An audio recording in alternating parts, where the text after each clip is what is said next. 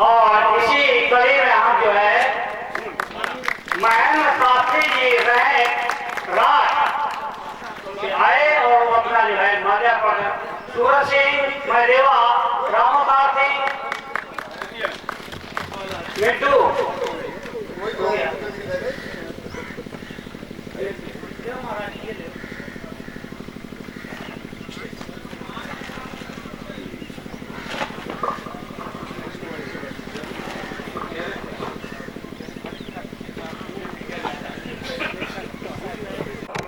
साथ में यजमान हमारे सतपाल जो 1.5 महीने से बिल्कुल लगातार लगे हैं, उनके पिताजी राम जी नाम है, श्री राम बापू, ये दोनों हमारे सबसे बुजुर्ग यजमान हैं माता जी के शहर।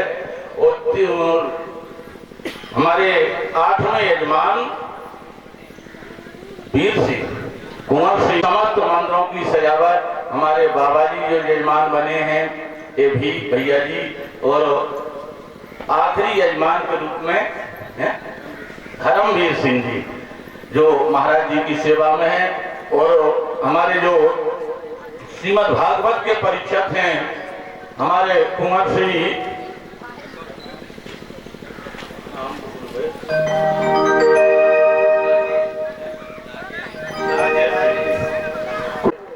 आप सबसे 9 दिन के लिए भीख मांगते हैं। कोई भी व्यक्ति चाहे जितनी मदिरा पीता हो, शराब पीता हो, चाहे जितना मांस खाता हो, लेकिन 9 दिन के लिए भैया, और अगर जीवन पर्यंत के लिए हो जाए यज्ञ में ये संकल्प तो और अच्छी बात है। अन्यथा 9 दिन तक तो हमारे इस यज्ञ प्रांगण में शराब पी करके, मदिरा पान करके, मांस भक्षण करके, कृपया हाथ जोड़ करके निवेदन आप लोग बिल्कुल कतई ना आवे। ये हमारा बार बार सबसे आग्रह निवेदन है। और फिर जैसी आप लोगों की इच्छा मर्जी, देखो आप लोगों से केवल कहा जा सकता है, ना डांट के कह रहे हैं। परिणाम बहुत बुरा होगा, बस और हम ज्यादा नहीं कहेंगे।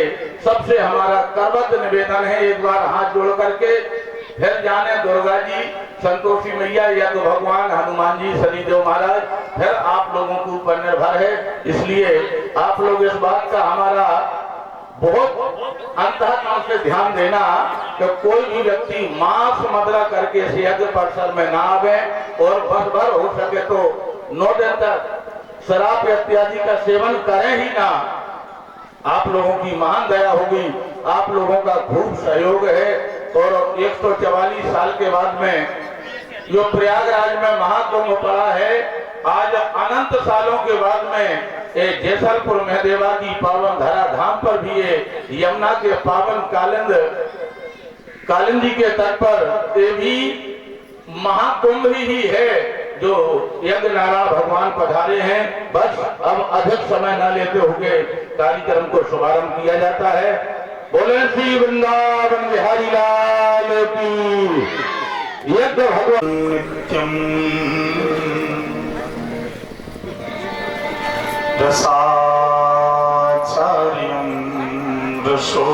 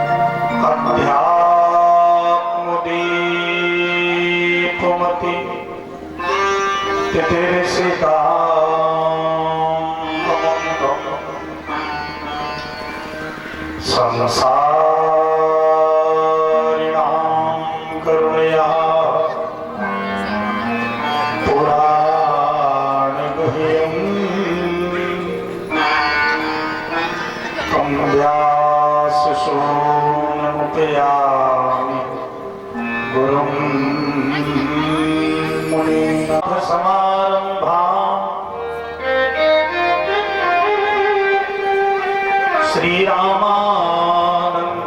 मध्यमा अस्मदाचार्यपर्यन्ता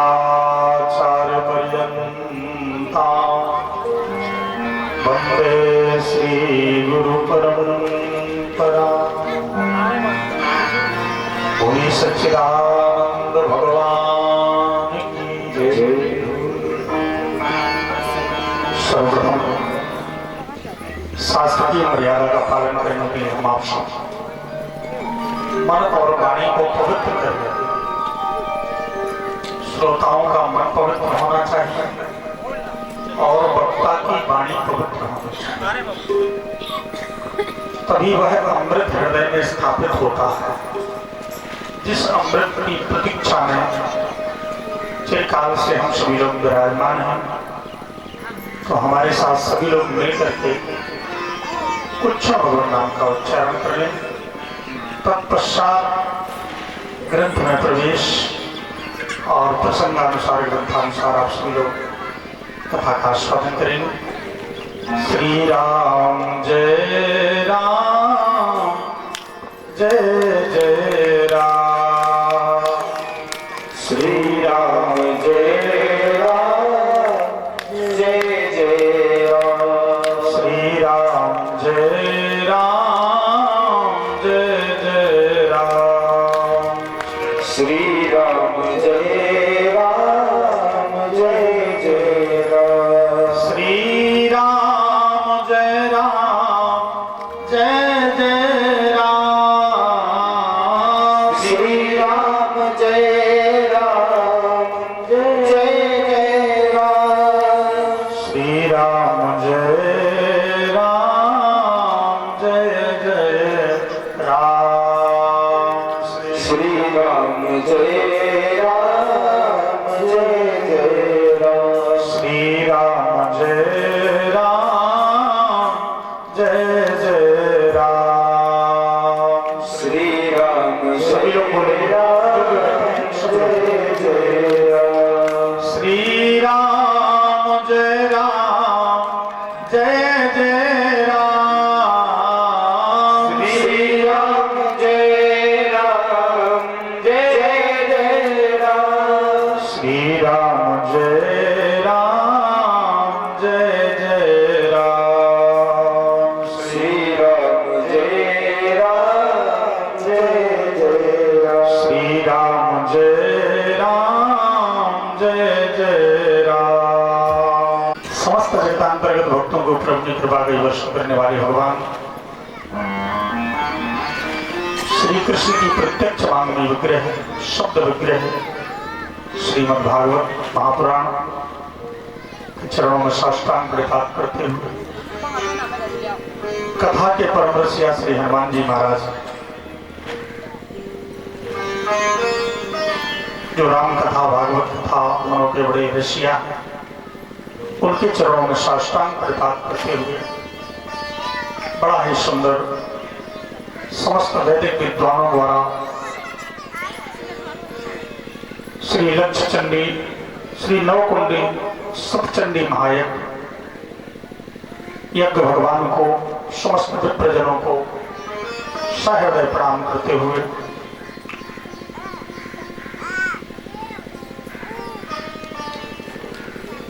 जिनका आशीर्वाद है उन संतों का परम सम्माननीय श्री श्री 1008 श्री वीरेंद्र दास जी महाराज जी, श्री श्री 1008 श्री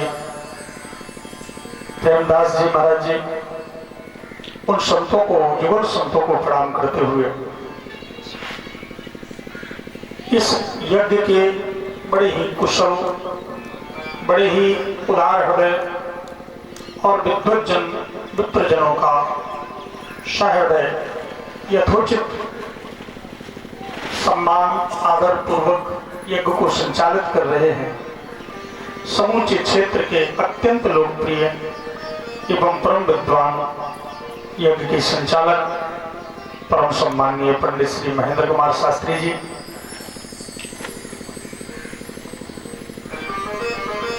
इस कथा के यज्ञ में जो श्रीमद् भागवत कथा एवं श्री राम कथा का आयोजन है, अभी भागवत कथा का शुभारंभ हो रहा है। कुछ ही क्षणों बाद राम कथा का शुभारंभ होगा। तो राम कथा का बड़ा सुंदर सरस कथा का गायन आप सबको प्राप्त होगा। बड़े ही सरल और बड़े ही सहज परम विद्वान परम संत पाताल पीठाधीश्वर सम्माननीय महाराज श्री बालकदास जी महाराज जी एवं इस यज्ञ में समस्त आचार्यगण विप्रगण सभी यज्ञ के यजमानगण जो समर्पित यजमान यज्ञ हो, चाहे राम कथा भागवत कथा, सभी यज्ञ के यजमानगण सपरिवार, इस यज्ञ की संपूर्ण कमेटी, इस यज्ञ के यज्ञाचार्य परम सम्माननीय पंडित श्री राजेंद्र प्रसाद जी शास्त्री जी, हमारे श्रीमद् भागवत कथा के प्रधान जजमान जी कुंवर उदयवीर सिंह जी अपनी सहधर्मणी श्रीमती साधना देवी सिंह जी के साथ श्रीमद् भागवत कथा का आस्वादन करेंगे। प्रधान जजमान के रूप में श्री राम कथा के प्रधान जजमान जी कुंवर महेंद्रपाल सिंह जी अपनी सहधर्मणी श्रीमती चमेली देवी जी के साथ में, एवं यज्ञ के प्रधान यजमान जी कुंवर श्री धर्मेंद्र सिंह जी अपनी सहधर्मणी श्रीमती दीपिका सिंह जी के साथ में, यह संपूर्ण विशाल यज्ञ प्रातःकालीन सत्र से सूर्योदय से सूर्यास्त तक ये त्रिवेणी महाकुंभ बना हुआ है। महदेवा महाकुंभ में क्या होता है, दर्शन किया होगा। जिस गली से जाओ, अच्छा किसने किसने स्नान कर लिया, कौन कौन जा पाया, सब लोग हो आए हैं, थोड़ा हाथ उठा के बताइए। अच्छा अभी तो परसेंटेज कम है, कोई बात नहीं। तो जो नहीं नहा पाए हैं वो यहीं नहाएंगे। श्रीमद् भागवत कथा रूपी गंगा में, राम कथा रूपी गंगा में, यज्ञ भगवान की कृपा अनुग्रह रूपी छत्र छाया में ये संपूर्ण रस आद्योपांत आप सबको प्राप्त होगा। बड़े ही सौभाग्यशाली और सहयोग तो सबका होता ही है, तन से मन से धन से, लेकिन केवल धन और तन से ही संपूर्ण कार्य संपन्न नहीं होता है। यम रस, जिस रस को पान करने के लिए आप लोग बैठे हुए हैं, यम रस स्वर्गीय ना, स्वर्ग में नहीं है। जो महदेवा में है ये स्वर्ग में नहीं है। महदेवा कुछ तो नहीं है, महदेवा यम रस न स्वर्गेना सत्येना, सत्यलोक में भी इस रस को प्राप्त नहीं कर सकते, स्वर्ग में भी प्राप्त नहीं कर सकते। जब सुखदेव जी महाराज परीक्षित को प्रथम कथा शुभारंभ करने के लिए व्यासपीठ पर बैठे, उसी समय उन्होंने देखा बड़े बड़े देवता सुंदर चमचमाता हुए एक सोने का कलश लेके चले आ रहे हैं। इंद्रादि वरुणादि कुबेर आदि देवता हाथ जोड़ करके खड़े हैं। सुखदेव जी से प्रार्थना करने लगे, महाराज हमने सुना है कि आप परीक्षित को भागवत कथा सुना रहे हैं, इसलिए कि उसकी मृत्यु ना हो। जो लोग का अमृत लेके आए इसको पिला दीजिए, गारंटी है मृत्यु नहीं होगी। सुखदेव जी ने कहा बदले में क्या लोगे, तो अतः पिबंतु सद्भाग्य। सुखदेव जी कहते पीना, भागवत कथा सुनना नहीं, क्या करना, पीना। सुनने के लिए तो बहुत ग्रंथ है, लेकिन भागवत के लिए सुनने को नहीं कहा गया, भागवत कथा पान करने के लिए, रस पान करो। अतः पिबंतु सद्भाग्या, हे सौभाग्यशालियों इस कथा को पीना।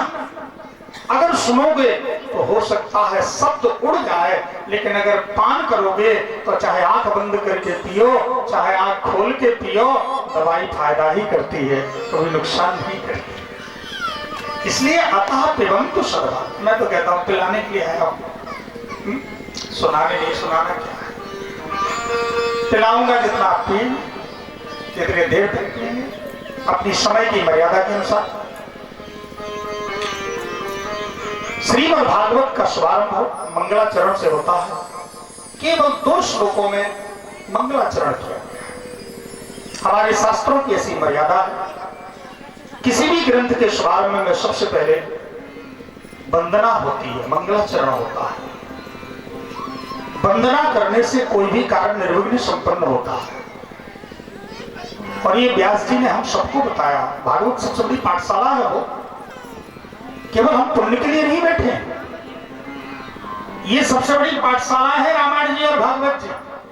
और जिसने, चाहे बालक हो, चाहे युवा हो, चाहे बुजुर्ग हो, चाहे किसी भी वर्ण व्यवस्था में हो, चाहे किसी भी अवस्था में हो, किसी भी स्त्री हो, पुरुष हो, कोई भी हो, जिसने इस पाठशाला में पढ़ लिया, मेरे भाइयों माताओं, वो जिंदगी में कभी फेल हो ही नहीं सकता। सबसे बड़ी पाठशाला, कितना भी बड़े से बड़े कॉन्वेंट का हो, वो केवल जिंदगी में अर्थ कमा सकता है, पर जिंदगी जीने का ढंग तो यही पाठशाला देती है, जो 2 पाठशालाओं की व्यासपीठ बनी हुई है आपके समक्ष। इसलिए व्यास जी ने सर्वप्रथम ये कहा, कोई भी काम करो सबसे पहले वंदना करो। वंदना माने विनम्रता। अहंकारी व्यक्ति कभी वंदना नहीं करता, काम शुरू कर देता। लेकिन जो विनम्र होता है वो वंदना करता है, और वंदना करके कोई कार्य शुभारंभ करता है, कोई भी काम, उसका कार्य निर्विघ्न संपन्न होता है। व्यास जी महाराज प्रथम श्लोक में वंदना करते हैं। ये भागवत का प्रथम श्लोक है। हमारे साथ सभी लोग बोले, सच्चिदानंद रूपाय, सच्चिदानंद रूपाय। अंतिम और प्रथम श्लोक जरूर बोलना चाहिए, इससे भागवत का फल मिलेगा। हमारे साथ बोलिए, सच्चिदानंद रूपाय, सच्चिदानंद रूपाय, विश्वोत्पत्त्यादि हेतवे, विश्वोत्पत्त्यादि हेतवे, तापत्रय विनाशाय, तापत्रय विनाशाय, तापत्रय विनाशाय, तापत्रय विनाशाय, श्री कृष्णाय वयं नमः, श्री कृष्णाय वयं नमः, श्री कृष्णाय वयं नमः। श्री कृष्णाय वयं। ये भागवत का प्रथम श्लोक। आप लोग भागवत सुनने बैठे हैं, कोई कहानी, चुटकुला, मनोरंजन नहीं है भागवत। भागवत जी तो आत्मरंजन। व्यास जी सबसे पहले कृष्ण की वंदना करते हैं, श्री कृष्णाय वयं नमः। बड़े व्यास। लेकिन कृष्ण कौन है? व्यास जी इंट्रोडक्शन देकर के वंदना करते, परिचय देकर। अभी तक तो हम यही जानते हैं कि नंद के छोरा है, यशोदा के लाला है, मुरली बजाने वाले हैं, वृंदावन वाले हैं, गैया चराने वाले हैं, माखन चोर है, नाना प्रकार के चरित्र से। लेकिन व्यास जी कहते, अगर मैंने कह दिया कि नंद नाय, नंद नंदन, नंद नंदन है, यशोदा नंद नाय लिख दो, कोई छंद में व्यतिक्रम नहीं होगा, श्लोक खराब नहीं होगा, लिख भी देते। माखन चोरा है, यशोदानंद है, यशोदानंद सुता है, कुछ नहीं। लेकिन व्यास जी ने देखा कि अगर मैंने लिख दिया कि केवल वृंदावन के ही बांके बिहारी कृष्ण है, केवल माखन चोर कृष्ण है, तो फिर कृष्ण के ऊपर आरक्षण हो जाएगा। क्या हो जाएगा? आरक्षण हो जाएगा। फिर वो कृष्ण सार्वभौम नहीं रहेगा, फिर वो महदेवा वालों को नहीं मिलेंगे कृष्ण, फिर यहां वालों का अधिकार उन पर नहीं रहेगा। जितना अधिकार वृंदावन वालों का है, उतना ही अधिकार महदेवा वालों का भी, उतना ही। कृष्ण कौन है इसका परिचय देते। सच्चेदा का कोई हाथी बनावे तो वो चीनी का कहलाए, शक्कर के हाथी की सूंड खाओ तो भी मीठी लगेगी, पेट खाओ तो भी मीठा लगेगा, पैर खाओ तो भी मीठा लगेगा, क्योंकि शक्कर ही शक्कर का बना हुआ है। ऐसे ही भगवान श्री कृष्ण सच्चिदानंदात्मक हैं, तो चाहे उनके नाम का श्रवण करो, चाहे रूप का दर्शन करो, चाहे लीला का श्रवण करो, तो चाहे धाम का वास करो, आपको सत्य मिलेगा, चिद मिलेगा और आनंद प्राप्त होगा। आनंद सत्य क्या है, संक्षेप का बता दो। सत्य की सीधी सीधी परिभाषा है, जो आज है कल था और परसों भी रहेगा, 1000 साल पहले भी था, आज भी और हजारों साल बाद भी रहेगा। आपका शरीर नहीं है। आप 20 साल पहले की फोटो देखो, बाहर हम कितने चिकने गाल लगते थे, कितने सुंदर लगते थे, अब तो झुर्रियां पड़ गई।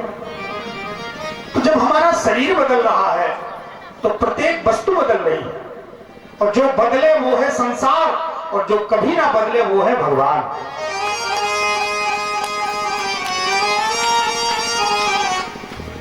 आज तक कोई माई का लाल हुआ जो किसी ने कहा हो भैया राम नाम को बदल दो, भागवत को बदल दो, राम का भागवत बदल दो। बहुत दिन हो गया सुनते सुनते, वही स्टोरी तो है, वही कथा तो है। राम नाम बदल दो, राम राम राम जहां देखो 24 घंटे चलता रहता, सीताराम सीताराम राधे राम, इनको बदल दो। बोले सीताराम ना जपो, पुराना हो गया, नया जमाना, टिंकू टिंकू को कोई स्वीकार कर सकता? कितना भी क्रांतिकारी हो लेकिन वो कभी स्वीकार नहीं कर सकता, क्योंकि सत्य है, सत्य कभी बदल ही नहीं सकता। ऐसे सत्य केवल ब्रह्म सत्यम जगत मिथ्या वेदांत में आया है, केवल ब्रह्म ही सत्य है, जगत मिथ्या है। मिथ्या क्यों है? क्योंकि वो बदल जाता, कपड़ा भी बदल जाता, मकान भी बदल जाता, बड़ी बड़ी कोठियां खंडहर हो जाती हैं, शरीर भी बदल जाता, भोजन भी सब कुछ बदल जाता। जो बदले वो संसार है, और जो कभी ना बदले वो भगवान है। भगवान कभी नहीं बदलते। सत्य स्वरूप, चिदात्मक स्वरूप उसका क्या है? पहला सत्य, दूसरा चिद। कृष्ण का दूसरा स्वरूप है चिदात्मक। चिद माने जो सर्वत्र है, अरोर रियान महतोर मैया, जो महदेवा में भी है, चित्रकूट में भी है, वृंदावन में भी है। शंकर जी ने यही तो कहा कि हरि व्यापक सर्वत्र समाना। वो व्यापक है, सर्वत्र है और समान है। समान माने बराबर। ऐसा नहीं है कि वृंदावन में 1 कुंटल भगवान है और महदेवा में आधा किलो है, महदेवा में 1 किलो है, और पूरा कुंटल भर भगवान तो वही है वृंदावन। राम जी तो चित्रकूट में ही है पूरे 1 कुंटल। ध्यान देना, जितने राम जी चित्रकूट में है, जितने कन्हैया वृंदावन में है, उतना ही आपके यहाँ है। समान का मतलब हर जगह बराबर है। लेकिन महाराज बराबर दिखते तो नहीं है। एक प्रश्न शंकर जी से कहा कि बराबर दिखते नहीं। जितने भगवान चित्रकूट में दिखते वहां ज्यादा अनुभव होता, वृंदावन में ज्यादा अनुभव होता, लेकिन यहां वो अनुभव वृंदावन जैसा नहीं होता। बोले दिखते इसलिए नहीं है क्योंकि वो प्रकट वही होता है। प्रेमोते प्रकट होए मैं जाना, जहां प्रेमी होंगे वहां वो प्रकट हो। जो वृंदावन का आनंद है, ये पंडाल, ये प्रांगण, सारे प्रेमी क्षेत्र के इकट्ठे हो गए।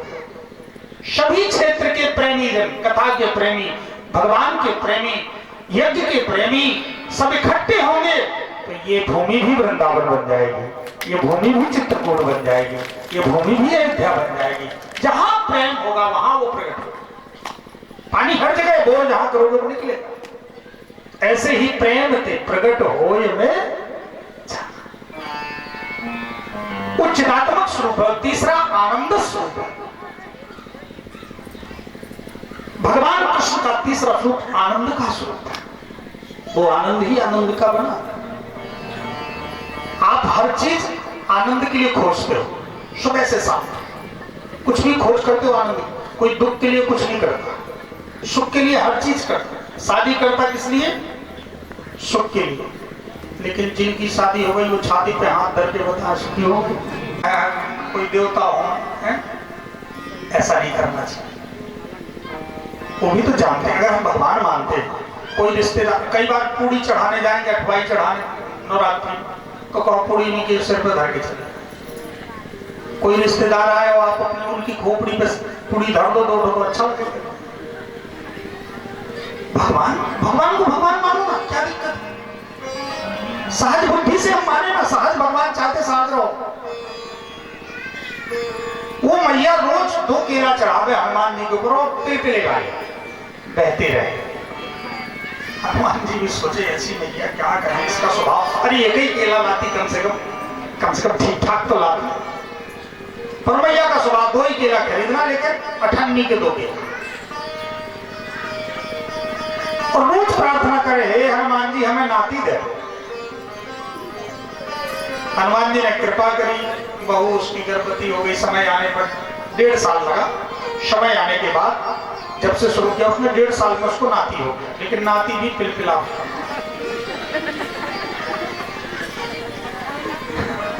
मैया जहां से पकड़े वहीं से लचके मचके।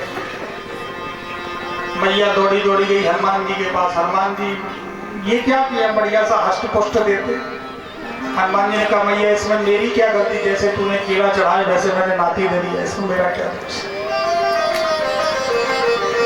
इसलिए भगवान सब जानते हैं। उस पंडितान का बड़ा कंजूसी का स्वभाव था और कलह प्रिया, कलह बड़ी पसंद है। अगर कोई 2 लोग प्रेम से बात करे उसको लगता था इनको मैं कम झगड़ा कर, बड़ा अच्छा उसको लगता। पर दोनों की आपस में बड़ी बनती थी पंडित जी और पंडित, क्योंकि एक हो नरम और एक हो गरम तो काम चल जाता। कहीं दोनों गरम फंस गए तो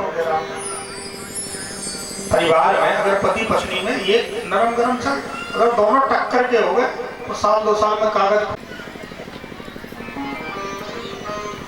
नाम क्या? ये भी महाराज जी का दिया हुआ फल है। कहीं 2-4 साल टिक गया मेरे घर में तो मरदम भर गई, मैं तो मर जाऊंगा। इसलिए फल नहीं फल नहीं था। उसकी छोटी बहन बगल में गांव में ब्याही थी। उसके लड़के बच्चे बहुत थे, धन था नहीं, और धुंधली के पास धन था, बच्चे नहीं थे। तो छोटी बहन सोचती थी कोई लड़का बच्चा ना हो तो जितना माल मट्टा है सब हमारा हो गया। चुपचाप धुंधली को आकर के जी ऐसी मीठी बातें, हमसे तो नहीं ज्यादा बनती, मीठी बातें करती रही। तो धुंधली को भी उसी की बात अच्छी लगी, ना संत की बात अच्छी लगी, ना पति की बात अच्छी लगी, ना कथा की बात अच्छी लगी। उस छोटी बहन की बात अच्छी लगी, लुपड़ी चुपड़ी बातें, लप्पो चप्पो बातें उसको अच्छी लगती, हितकारी। देखो एक बात होती है मन की बात जो आपके मन को अच्छा लगे, और एक बात होती है हित की बात जो आपके हित में बात होती है। तो जो हित की बात होती है वो ज्यादा असरदायी होती है। देखो आपके हित की बात करने वाले भी कम मिलेंगे और हित की बात सुनने वाले भी कम मिलेंगे। लप्पो चप्पो करने वाले मिलेंगे और सुनने वाले भी मिलेंगे। पर परिणाम क्या होता है? धुंधली ने कहा बहन क्या करूं, मुझे फल नहीं खाना। उसने कहा तुझे क्या जरूरत, मेरे बच्चे। जब छोटी बहन को बेटा हुआ तो उसने 6 महीने पहले से आ गई थी दीदी की सेवा में, और अपने पति को बढ़िया नाटक करती रही, पेट बड़ा कपड़ा लगा करके गर्भवती हूं। और जब उसको बेटा हुआ छोटी बहन को, उसने प्रचार कर दिया मुझे बेटा हो गया, बेटा हो गया। जात कर्म बधाई, संस्कार किया, बधाई किया, खूब दान किया। बेटा जवानी में हो तो खुशी होती है और बुढ़ापे में हो तो और ज्यादा खुशी होती है। खूब दान पुण्य किया ब्राह्मण ने। जब नाम रखने की बारी आई तो पति पत्नी दोनों बैठे। धुंधली ने कहा महाराज क्या कर रहे हो? बोले मेरा नाम है आत्मदेव, तो अपने बेटे के नाम में भी देव लगाऊंगा, चाहे ब्रह्मदेव चाहे। खबरदार पंडित जी 9 महीने कष्ट मैंने सहा और नाम तुम्हारे नाम से पड़ेगा, नहीं हो सकता। तो क्या चाहती हो देवी? बोले मैं चाहती हूँ कि मेरे नाम में धुंधु लगा है तो मेरे बेटे के नाम में भी धुंधु लगाओ, आगे लगाओ चाहे पीछे लगाओ। देवी तुम्हारी इच्छा तो कोई बात नहीं, तुम्हारा नाम धुंधली है तो तुम्हारे बेटे का नाम धुंधकारी हो जाएगा, नाम धुंधकारी हो। लेकिन संत का वचन कभी मिथ्या। ठीक 3 महीने बाद सुंदर सोने से चमकता हुआ बेटा हुआ। संत ही तो बेटा रूप में आए हैं। गोकर्णाहाथम सर्वांग सुंदरम दिव्यम, सारांग सुंदर दिव्य है और निर्मलम कनक प्रभम, निर्मल यानी भी बेटा पैदा कर दिया। पूरे गांव वाले कहते गाय बेटा कैसे, गाय तो बछड़ा देती है। बोले नहीं बछड़ा नहीं, बेटा पैदा किया। ब्राह्मण ने जब देखा तो जैसे अपने बेटे का उत्सव मनाया था, तो बोले सुंदर है लड़का, बड़ा प्यारा लड़का है, पूरा शरीर तो मनुष्य के जैसे है पर कान थोड़ा लंबे लंबे है इसके, गाय के जैसे है, इसलिए इसका नाम गोकर्ण होगा। नाम रख दिया गोकर्ण। बोलिए गोकर्ण जी महाराज। तो सबसे बड़ा सुख है। और अगर संतान संस्कारवान नहीं है तो फिर सारा संपत्ति हो, चाहे यश हो, चाहे कीर्ति, सब नष्ट हो जाती है। इस प्रसंग का अभिप्राय यही है। अभी हम वाणी को विराम देते हैं, आगे रामचरित्र को आप सब लोग श्रवण करेंगे। विधानानुसार कल के प्रसंग में सभी लोग अन्य चरित्र को श्रवण करेंगे। मूल चरित्र जो भागवत कथा है सभी लोग आस्वादन करेंगे। बोलिए भक्तवत्सल भगवान की जय, बोलिए कृष्ण कन्हैया लाल की जय हो। श्री राम जय राम जय जय राम, ओ श्री राम जय राम जय जय राम, श्री राम जय राम जय जय राम, ओ श्री राम जय राम जय जय राम, श्री राम जय राम जय जय राम, ओ श्री राम जय राम जय जय राम, श्री राम जय राम जय जय राम, ओ श्री राम जय राम बोलिए सच्चिदानंद भगवान की जय, बोलिए बोल सरकार की जय हो। समय का अतिक्रमण ना करते हुए बस 2 मिनट में आरती, और आरती के बाद पुनः आप प्रोग्राम कथा का आगे का चरित्र शुरू। सभी लोग खड़े हो जाए। और आद्य पात्र की भागवत की मर्यादा है, आदि में और अंत में आरती होती। पापियों को पाप से है तारती, श्री भागवत भगवान की है आरती, पापियों को पाप से है तारती। ये अमर ग्रंथ ये मुक्ति पंथ ये पंचम वेद निराला, नव ज्योति जगाने वाला। ये अमर ग्रंथ ये मुक्ति पंथ ये पंचम वेद निराला।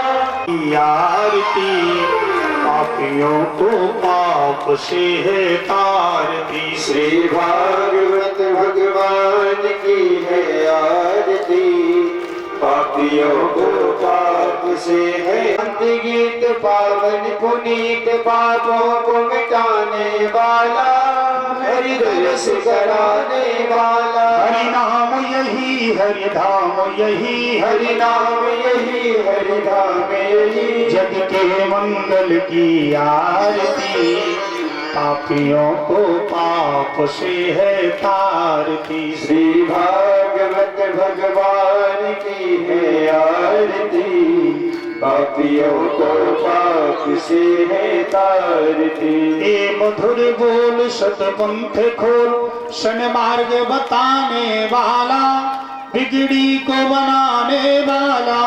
ये मधुर बोल जग पंथ को सतमार्ग दिखाने वाला, बिगड़ी को बनाने वाला। हरि नाम यही हरि धाम यही, हरि नाम यही हरि नाम यही, प्रभु की महिमा की आरती, पापियों को पाप से है तारती। श्री भागवत भगवान की है आरती, पापियों को पाप से है तारती। कर्पूर गौरम करुणावतारम संसार सारम भुजगेन्द्रहारम सदा वसंतम हृदयारविंदे, भवं भवानी सहितं नमामि।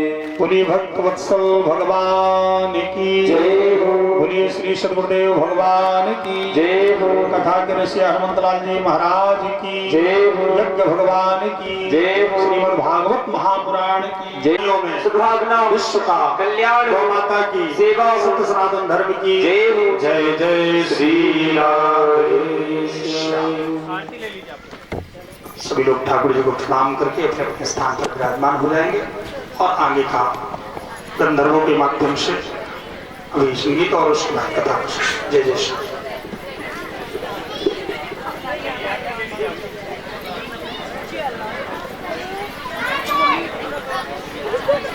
आराम से मिट्टी क्या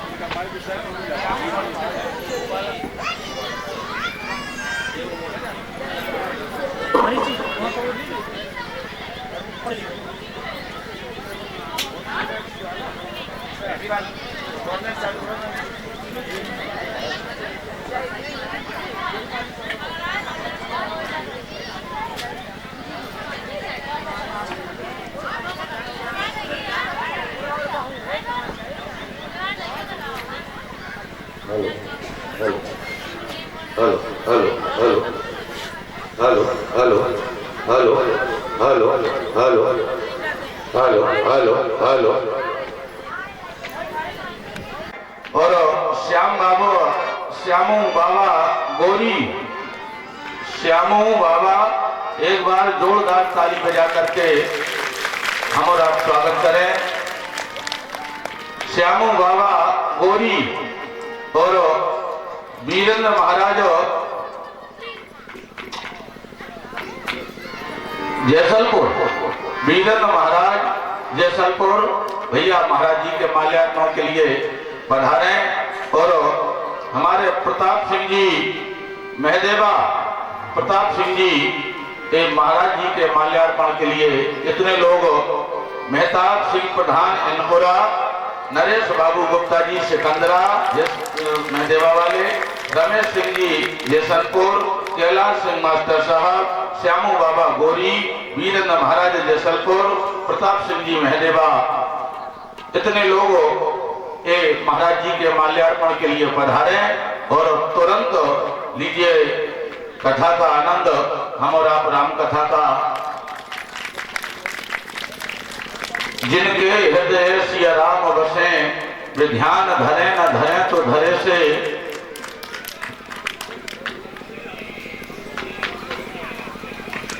जिन माता पिता की सेवा करी, वे प्रयाग गए न गए तो गए से। जिनकी जग से उठ बात गई,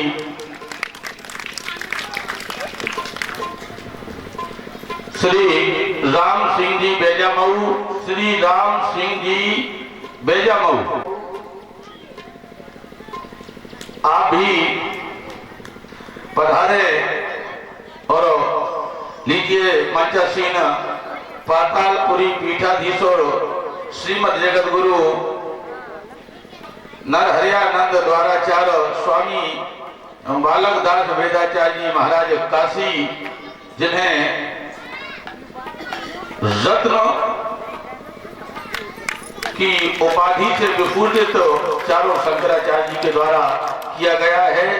काशी रत्न की उपाधि से ये हमारे महाराज जी विभूषित हैं। वही हम और आपका बहुत बड़ा सौभाग्य है कि महाराज जी ने हम और आपके बीच समय दिया। बस अधिक समय न लेते हुए माल्यार्पण का काम विश्राम दिया जा रहा है। बोले श्री यज्ञ भगवान की। महनपाल सिंह जी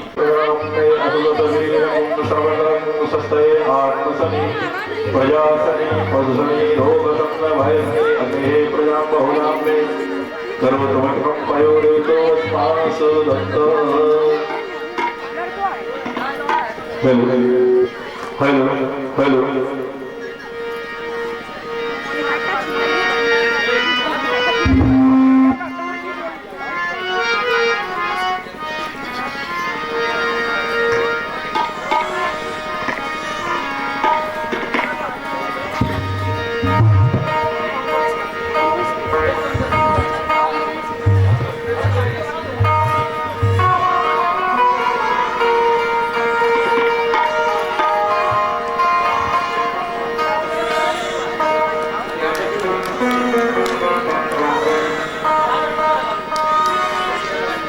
हे राजा राम तेरी आरती उतारो, हे राजा राम तेरी आरती उतारो, आरती उतारो तो तन बारू, आरती उतारो तो तन बारू, हे राजा राम तेरी आरती उतारो, हे राजा राम तेरी आरती उतारो, हे राजा राम तेरी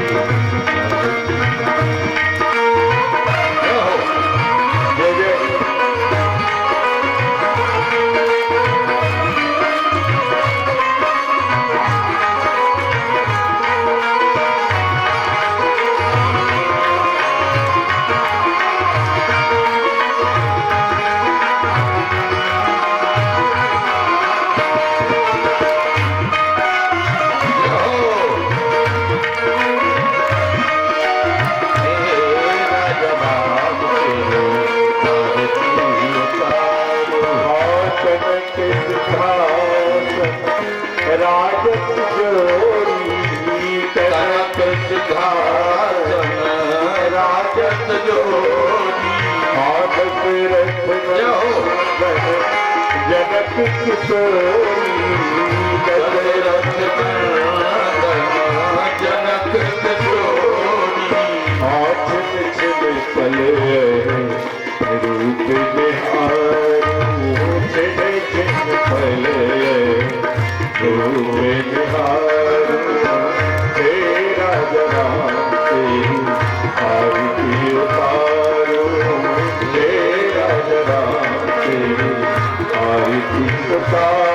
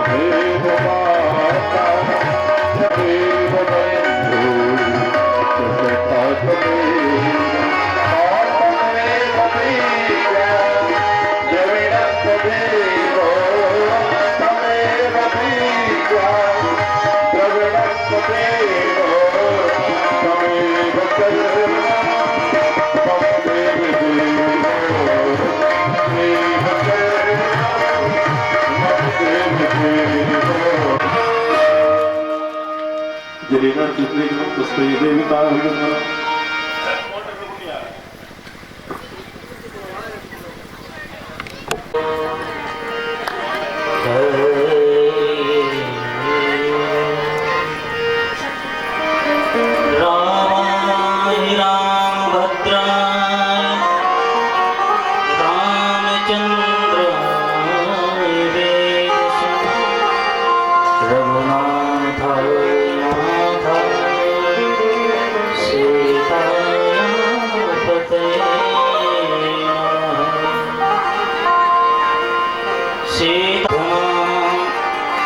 अस्मदाचार्यपर्यन्तां वन्दे गुरु परम्पराम् अतुलितवरधामं हैशैलावदेहं वनजगं प्रशान्तं ज्ञानमार्गम् सकलगुणनिधानं वानराणाधीशं रघुपतिप्रेमभक्तं मातुजातं गङ्गातरङ्गिरमणीय यजटाकला गौरी निरन्तरविभो शतभानुभागम् नारायणप्रियमनङ्ग मदापहारं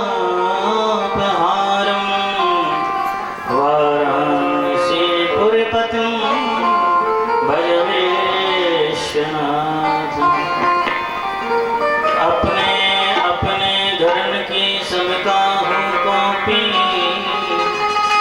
नहीं पीर शब धर्म की धन्य धन्य रघुवीर।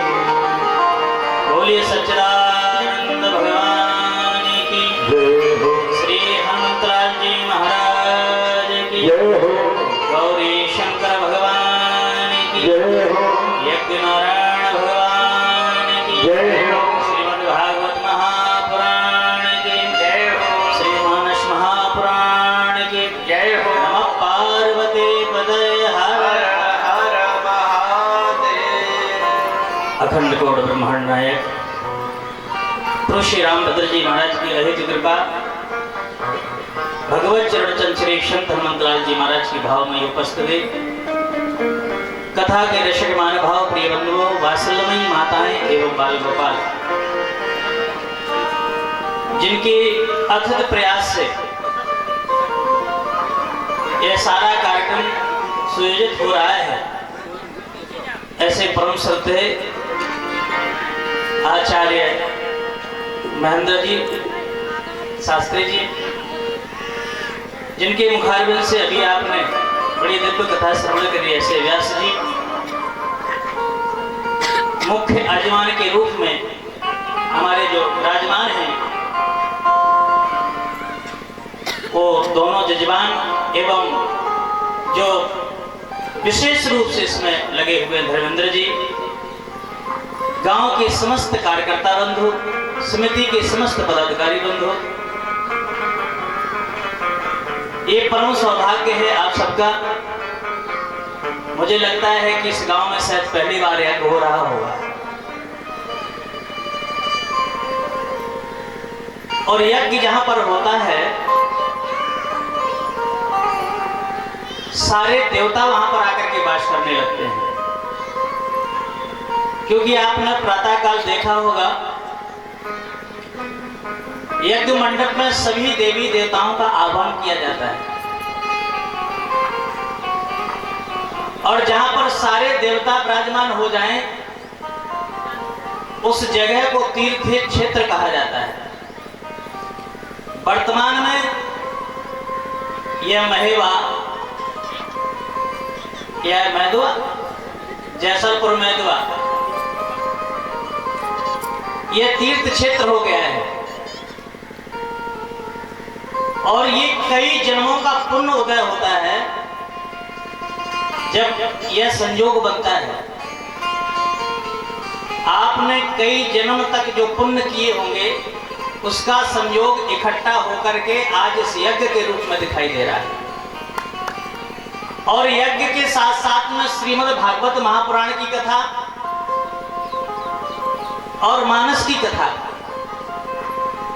संतों के दर्शन साथ साथ में, और उसके लिए फिर घर घर तालियां बजाना पड़ेगा। तो इसलिए आए संकीर्तन में तालियों का प्रयोग करके आनंद लें। राजा राम राम राम सीता राम राम राम, राजा राम राम राम सीता राम राम राम, राजा राम राम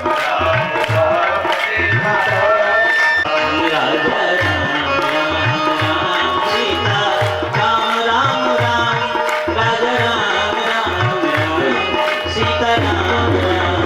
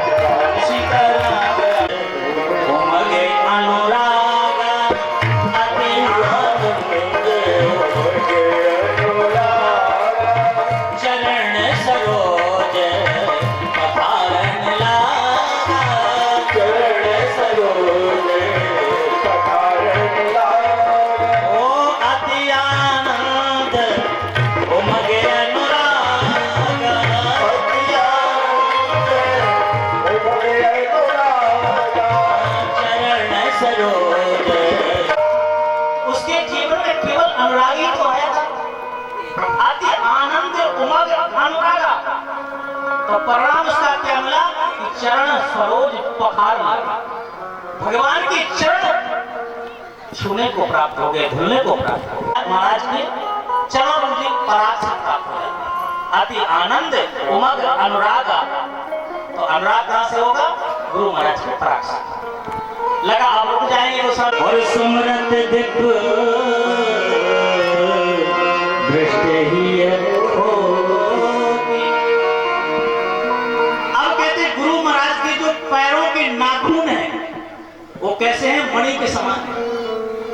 मणि जैसे प्रकाशवान होती है वैसे ही प्रकाश करती है। श्री गुरु पदनख मणिगण जो दृष्टि प्राप्त होगी, क्योंकि जब तक दिव्य दृष्टि नहीं प्राप्त होगी तब तक उस परमात्मा के विराट स्वरूप का दर्शन संभव नहीं है।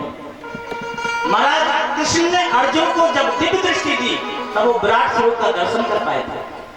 उसी प्रकार से गुरु महाराज के पदनख रूपी मणि जब आपको प्राप्त हो जाएगी तो दिव्य दृष्टि होगी, और जब दिव्य दृष्टि होगी तो सूझे राम चरित मणि माने के गुप्त प्रकट जहां जो जिन भगवान की सारी लीलाएं दिखने लगेगी। यथा सो अंजन अंजदृग साधक शिष्ट सुजान कौतुक देखत सैलन भूल। आगे तो गोस्वामी जी कहते हैं गुरु महाराज की जो रज है, गुरु महाराज की रज अंजन समझ करके इन आंखों में अगर झोंक दोगे तो बोलो आंख साधे तो बचेगी कि फूटेगी? फूल जाएगी। तो फिर महाराज काय को डाले? बोले कौन से नेत्रों के लिए? बोली हो गया ही बीमार विलोचन ही के धरती का गज करो और लेकर सब बनेगा और सात समुद्र की मस्ती करो ने लिखा और सात समुद्र की मस्ती करो गुरु ने लिखा। कबीर साहब कहते पूरे धरती का कागज बना लो, पूरे जंगलों की लकड़ी की कलम बना लें, सातों समुद्रों के जल की स्याही बना लें, फिर भी गुरु महाराज के चरित्र को लिखा नहीं जा सकता। बोलो कितनी महिमा है गुरु भगवान की, जीवन में गुरु की कितनी महिमा है। इसलिए कहते हैं कि गुरु अवश्य होना चाहिए। गु माने अंधकार, रू माने प्रकाश, जो अंधकार से प्रकाश की ओर ले जाए उसका नाम है गुरु। गुरु बिन भवनिधि तरे न कोई, और जो विरंच शंकर सम। भगवान शंकर ही क्यों ना हो, ब्रह्मा ही क्यों ना हो, लेकिन गुरु के बगैर किसी का कल्याण नहीं है। राम कृष्ण से को बड़ा उन्होंने गुरु की, और तीन लोक के जे धने गुरु आगे आदि। गुरु के आगे सब थे, पर समस्या ये है कि आजकल गुरुओं की भी भरमार है। हाँ साहब, गलन गलन गुरुआ पर गुरुदक्षा को ले और स्वर्ग जाओ चाहे नरक के धोती कुर्ता दे।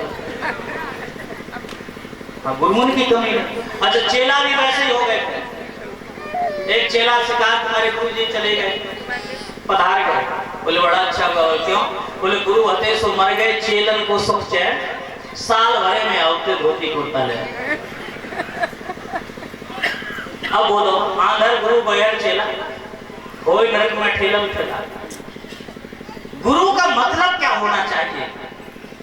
गुरु कोई शरीर नहीं है, गुरु एक धारा है, गुरु एक प्रकाश है जो परमात्मा तक पहुंचाने का कार्य करता है।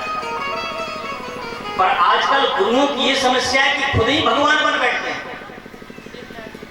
गुरु गुरु हो सकता है, भगवान नहीं हो सकता। यहां तक गुरु भगवान से बड़ा हो सकता है, पर भगवान नहीं हो सकता।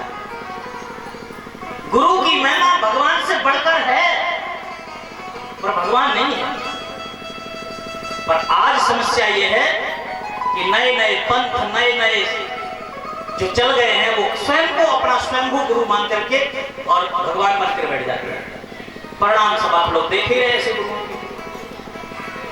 इसलिए कोई पंडित जी विवाह कराए तो पंडित जी का काम है दोनों जोड़ों को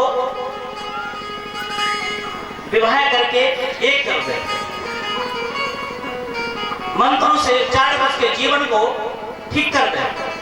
अब पंडित जी कहें कि हमने मंत्र पढ़े, ब्याह हमने पढ़ा, तो पत्नी हम ही रखेंगे, तो क्या ये संभव है? पंडित जी का काम उतना है कि तुम ब्याह कराओ, पर बहू तो दूल्हे की ही होगी। उसी प्रकार से गुरु का काम है परमात्मा से जीवात्मा को मिला देना। कल्याण तो जीवात्मा का तभी होगा जब वो परमात्मा से मिलेगा, लेकिन परमात्मा से डायरेक्ट नहीं मिल सकता, उसके लिए गुरु है बीच में। तो गुरु का काम है केवल मिलाने का। इसलिए कबीर साहब ने कहा है कि गुरु हम इसलिए बड़े मानते हैं कि आपने परमात्मा को मिला दिया, आपने भगवान को मिला दिया है। गुरु गोविंद दोनों खड़े काके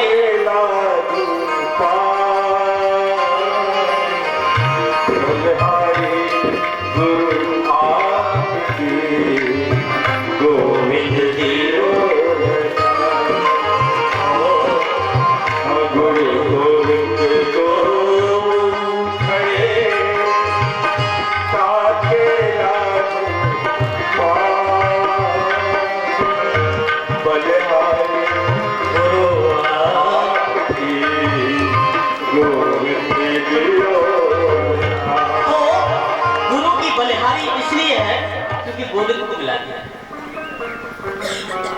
ये सत्य है कि संसार में गुरु की महिमा बहुत बड़ी है, क्योंकि गुरु ना होता तो मैं परमात्मा की पहचान नहीं कर पाता, हम भगवान को जान नहीं पाते कि भगवान है, मेरा कल्याण नहीं होता। इसलिए गुरु की महिमा सभी शास्त्रों ने, सभी ग्रंथों ने, सभी महात्माओं ने, सभी महापुरुषों ने भूर भूर गाई है। ऐसा सतगुरु मैंने पाया, पाकर मेरा मन हर्षा, ऐसा सतगुरु मैंने पाया, पाकर मेरा मन हर्षाया, भिक्षा देकर सही करो भाई। सतगुरु मैंने पाया, पाकर मेरा मन हर्षाया, भिक्षा देकर के भक्ति मेरा जीवन सफल बनाया, ऐसा सतगुरु मैंने पाया। जय जय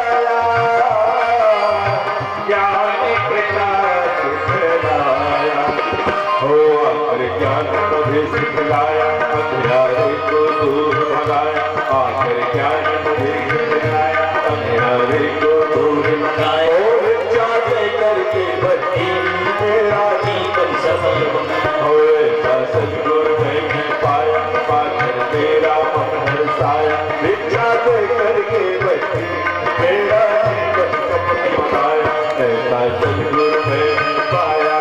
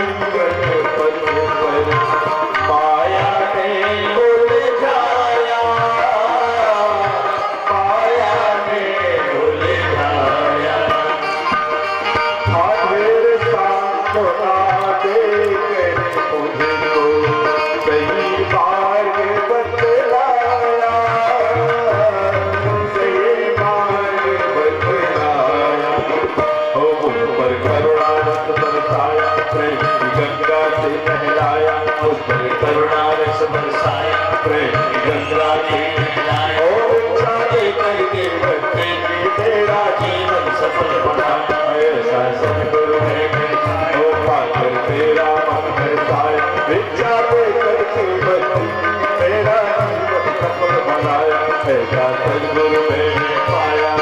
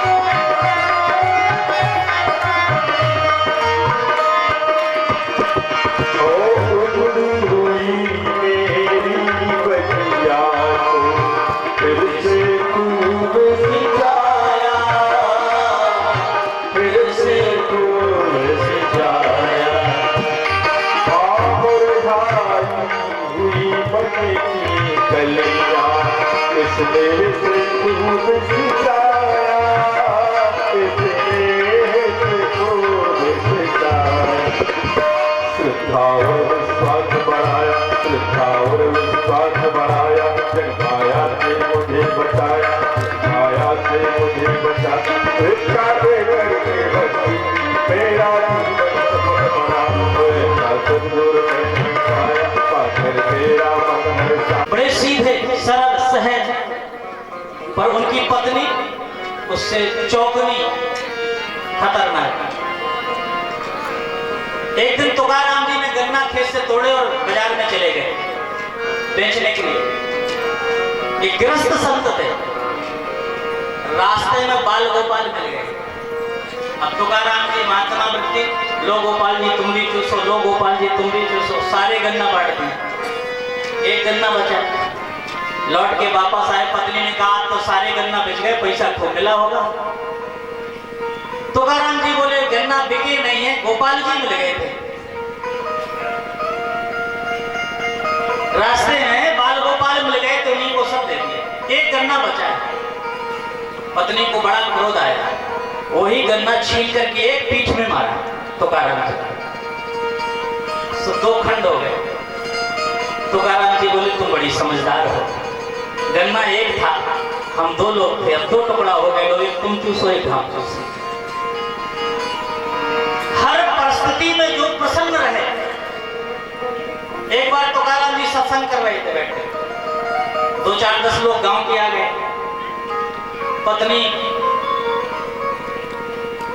हाथ में घड़ा लेकर के निकली पानी भरने के लिए और डांटने लगी, चलो भागो यहां से, तुम लोगों को कोई काम धंधा तो है नहीं, ये भी ठलुआ बैठे रहते, तुम भी आकर के यहां बैठ जाते, दिन भर सत्संग क्या लगा रखे हो, भागो यहां से। सारे लोग घबराए। तुकाराम जी का कोई बात नहीं, बैठो बैठो, स्वभाव है उसका ऐसा बोलने का, चिंता मत करो, बैठो।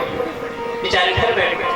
उधर से तुकाराम की पत्नी कुआं से जल भर के लेके आई घड़े में और तुकाराम जी के सर पे पटक दिया। सारे लोग घबरा गए, तो बड़ी विचित्र स्त्री है भाई। तुकाराम जी पर बोले चिंता मत करो, लोग कहते हैं जो गरजता है सो बरसता नहीं, और जो बरसता है सो गरजता नहीं। पर मेरी पत्नी गरजती भी है और बरसती भी है। पहले आई गरज गई, अब आई बरस गई। हर प्रसंग में जो हर स्थिति परिस्थिति में प्रसन्न रहे, तो उसका नाम क्या है? संत। एक महात्मा मरघट पे सोए थे। गांव के प्रवृत्त कोई गया, बोले महाराज यहाँ मरघट पे काहे को सोए हो, गांव में चलो, बढ़िया सा सम्मान होगा, स्वागत होगा, सबसे मिलना जुलना हो जाएगा। महात्मा ने कहा कोई जरूरी नहीं, गांव में जाकर के सब लोग मिल ही जाएंगे। कोई बाजार चला गया होगा, कोई खेत चला गया होगा, कोई खरियान चला गया होगा, लेकिन हम जहां पर बैठे हैं यहाँ सबको आना है, सबसे मिल लेंगे। अरे महाराज यहाँ पर आप नीचे जमीन पे लेटे हो, वहां आपको गद्दा देंगे, तकिया देंगे। बोले मेरे पास तो सब है। बोले दिख तो नहीं रहे। बोले तुमको नहीं दिख रही। जमीन पर लेट जाते हैं, सिरहाने हाथ रखते हैं। जमीन पर लेट जाते हैं, सिरहाने हाथ रखते हैं, हम तो गद्दा तकिया सदा साथ रखते हैं। महात्मा का स्वभाव ऐसा होता है कि हर परिस्थिति में खुश रहे। इसलिए गोस्वामी तुलसीदास जी लिखते हैं कि बूंद या गाद कहेंगे बूंद या गाद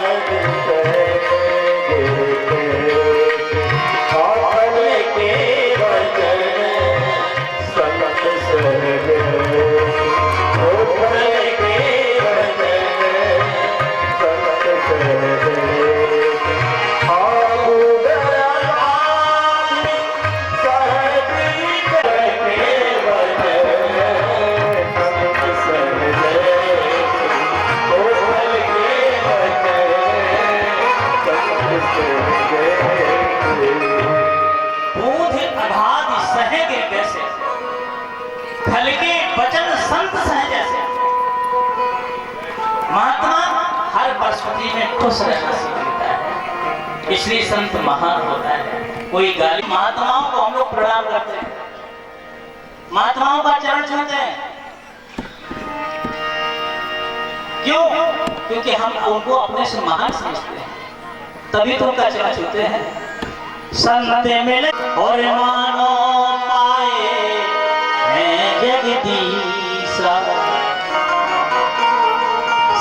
मात्र छड़क में ज्ञान सिखावे, सत्य असत्य प्रत्यक्ष दिखावे। इसलिए संत जो मार्ग बताता है, तामे चलत विघ्न नहीं आवे। जाकी पति संतन ने राखी, ताकी रही जगत सब साथी। संतन की लठ अजब बनाई, रहे मोए बाई।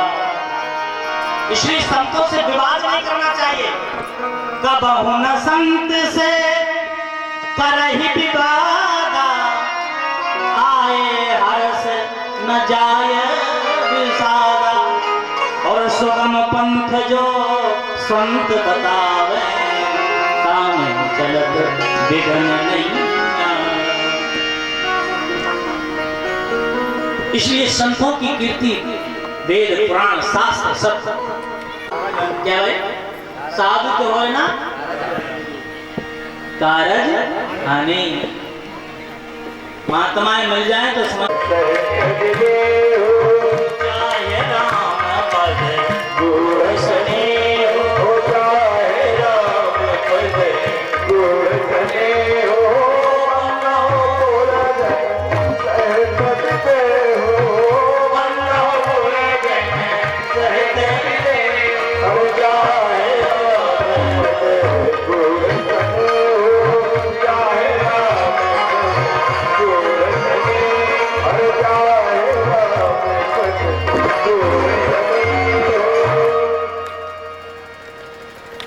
अच्छा एक बात बताओ, गोस्वामी तुलसीदास जी महाराज ने जनकपुर वासियों के साथ भेदभाव नहीं किया क्या? अयोध्या के एक एक पात्र का नाम लिया, यहाँ तक सरयू जी का भी नाम लिया, मैया कौशल्या का नाम लिया। बंदो अवधपुरी अति पावन, वह समीप सुरसरी सुहावन। और जनकपुर वासियों की बात आई तो बंदों पूजन सहज देहु, चाहे राम पद गुण स्नेहु, एक चौपाई में सबकी वंदना। तो क्या जनकपुर वासियों का त्याग कम था? अरे राम बन को गए तो महारानी जानकी जी भी बन को गई, क्या बराबर की भूमिका नहीं है? क्या जानकी जी ने बराबर राम जी का साथ नहीं दिया? फिर ऐसा भेदभाव तुलसीदास जी ने क्यों किया? लक्ष्मण जी बन गए तो उर्मिला लेकर के दीप खड़ी रहेगी। क्या जनकपुर वासियों का त्याग कम था? लोगों ने प्रश्न किया गोस्वामी जी से कि बाबा आपने भेद क्यों किया? जानकी जी ने तो वह त्याग किया ऐसा कोई कर नहीं सकता। जनक जी महाराज ने जब तापस वेश में जानकी जी को चित्रकूट में देखा तो नेत्रों से आंसू बह पड़ा। और सहज जनक जी कहते हैं, पुत्री पवित्र पिए फूल दो, पुत्री पवित्र पिए फूल दो।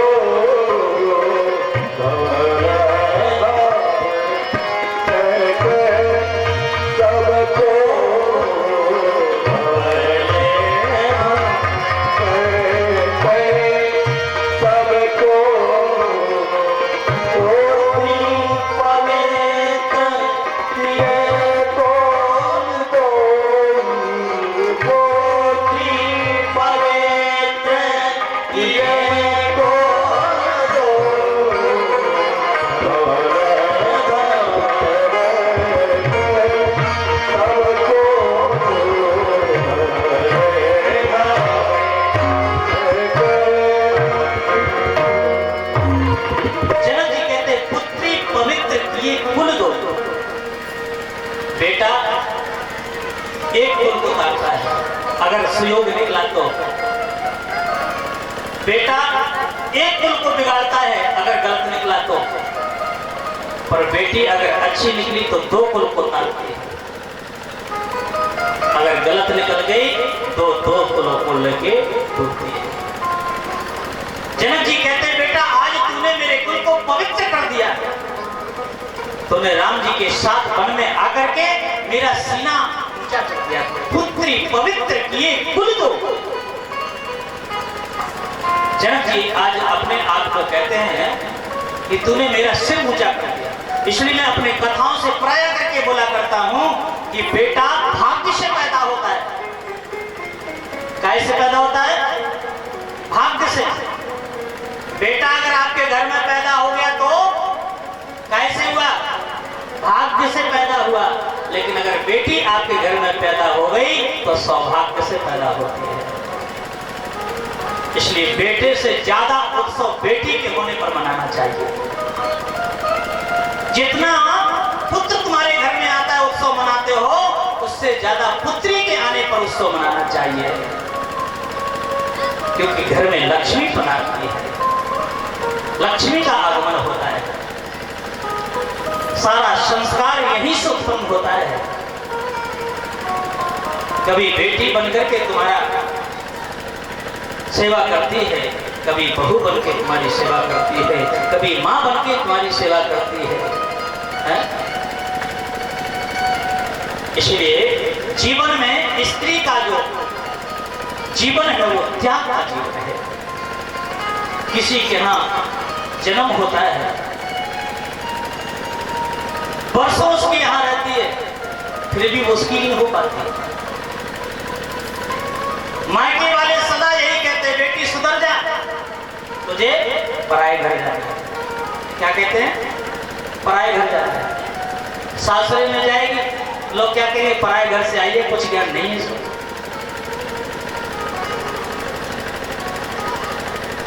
इसकी माँ ने कुछ नहीं सिखाया, पराए घर से आई।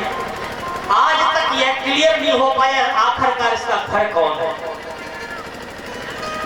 माँ के यहाँ रहे तो पराए घर जाना है, सासरे में पहुंच गई तो पराए घर से आई है। इसके बाद भी जिसका कोई घर नहीं है, दोनों जगह पराया बताया जाता है, फिर भी एक अनजानी लड़की तुम्हारे घर में आती है, सबको अपना बना लेती है, अपनी सेवा से, अपनी मेहनत से, अपने सत्कर्मों से सबका दिल जीत लेती है और एक दिन महारानी बन जाती है, घर की मालकिन बन जाती है। कभी जब विवाह होकर के आता है तो वो लड़की सहमी सहमी आपके घर में प्रवेश करती है। साल दो साल बीतने के बाद इतना त्याग कर देती है कि तुमको अपना बना करके फिर पति सहमे सहमे आते हैं घर में कि पता नहीं लेट हो गया, आज क्या होगा है? फिर पति को सहमे सहमे घर में प्रवेश करना पड़ता है, डरे हुए आना पड़ता है। ये त्याग है। इसलिए गोस्वामी तुलसीदास जी से जब पूछा कि आपने ऐसा क्यों किया, तो गोस्वामी तुलसीदास जी महाराज ने बड़ा सुंदर बात कही। गोस्वामी जी कहते, मेरे प्यारे, जनकपुर वासियों का इतना बड़ा त्याग है कि उनकी वंदना नहीं की जा सकती, उनको तो केवल वंदन किया जा सकता है, केवल वंदन किया जा सकता है। इस प्रकार से गोस्वामी तुलसीदास जी महाराज ने देवताओं की वंदना की और साथ साथ में राक्षसों की भी वंदना की है? और ऐसे में चरणों की बंदा हूँ संत असज्जन चरण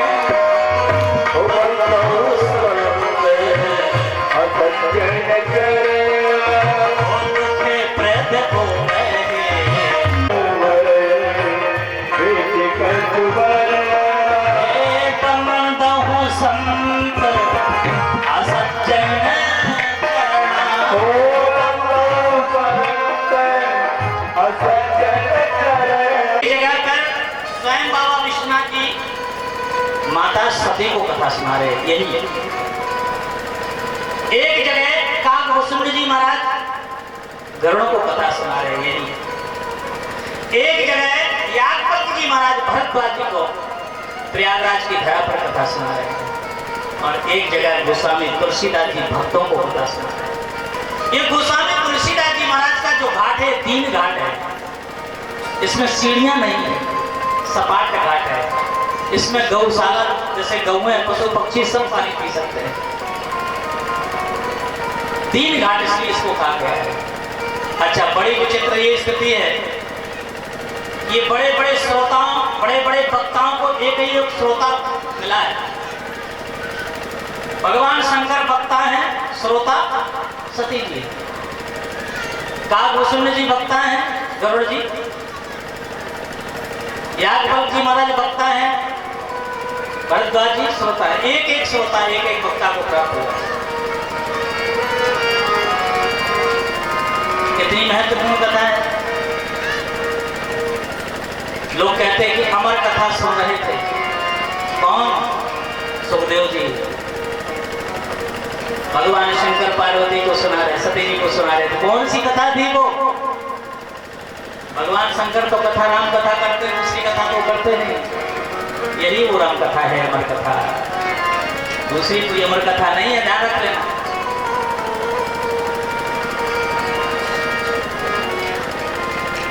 अभी मेला चल रहा है प्रयागराज का, जिसमें अभी तक 56 करोड़ लोगों ने डुबकी लगा ली। दुनिया का सबसे बड़ा मेला है। बहुत लोग डरवाया गया, बहुत लोग अफवाह किए गए, लेकिन लोगों की श्रद्धा में कमी नहीं है। अभी भी भीड़ उमड़ गई। मैं परसों आ रहा था, वाराणसी से फतेहपुर तक दोनों रोड जाम चल रहे। 6 घंटा की रास्ता दोनों में 13 घंटा में तय हुई। सिंहासन आने वाला था, सिंहासन नहीं आ पाया, केवल जाम के कारण। इतना जाम लगा है, और केवल भारत से नहीं, विदेशों से लोग आके डुबकी लगा रहे हैं। ये है रास्ता। घटना हो गई, दुर्घटना हो गई, सब कुछ हो गया, लेकिन लोगों के अंदर अभी भी श्रद्धा में कोई कमी नहीं। वाराणसी बिल्कुल जाम से थम गई। अयोध्या की स्थिति वही बनी है। पता नहीं लोग कहां से आ रहे हैं। अभी तक जो कभी दिखाई नहीं दे रहे थे, आज के 10 साल पहले जब आप जाओगे तो लोग गोवा के टिकट कराते थे।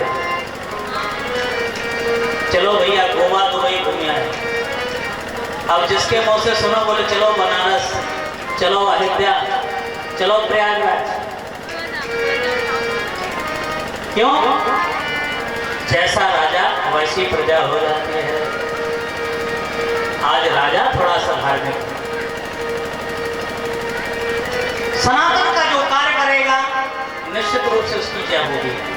कोई भी हो, विषय हमसे उससे नहीं है कौन है, जो भी हमारे, क्योंकि ये भारतीय संस्कृति है। भारत देश में सनातन जिंदा ऋषियों की ये भूमि है। आज आनंद ही है। तो आज उसी भूमि पर 1 महीना का मेला पूरा होने के बाद प्रत सम्मत अति होए अनंता, प्रत सम्मत अति होए अनंता, हम कर मध्य गवन मुनि वृंदा, हम कर मध्य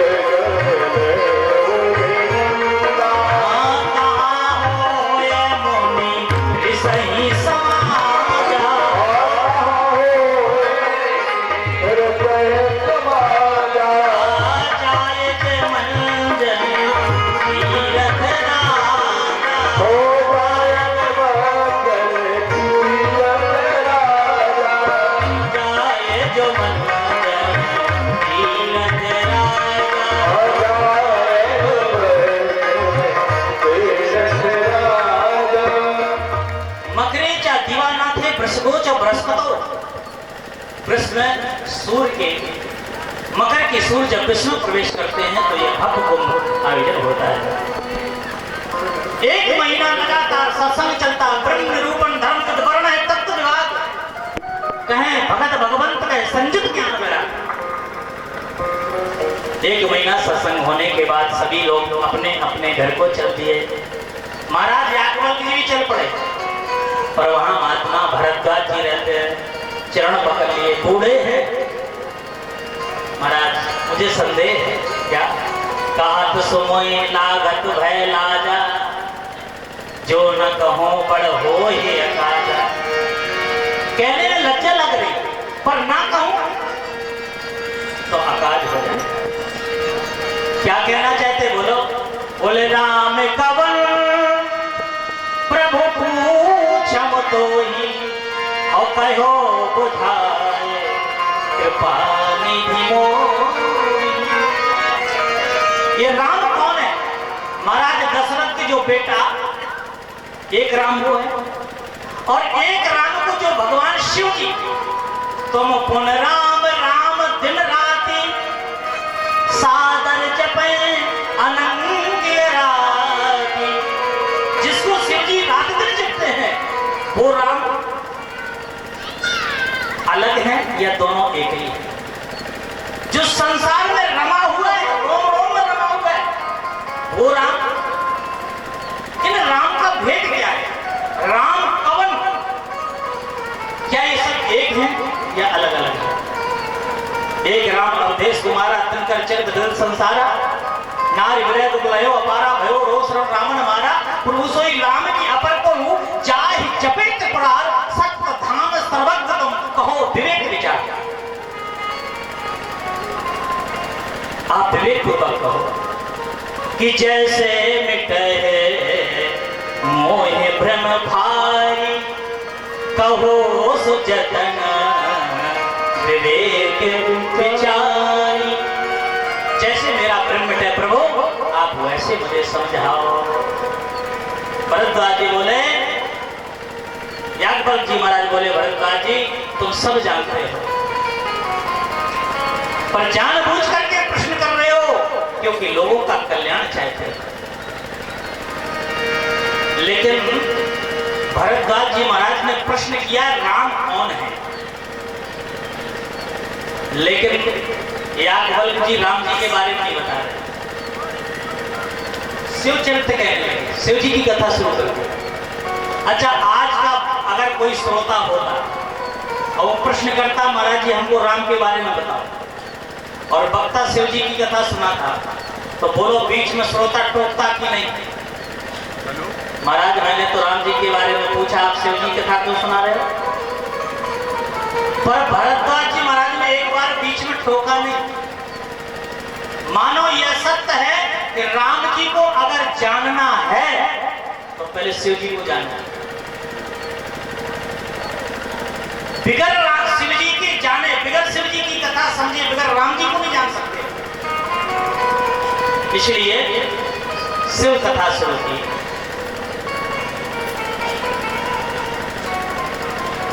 प्रयागराज की पावन धरती पर शुरू हुई कथा।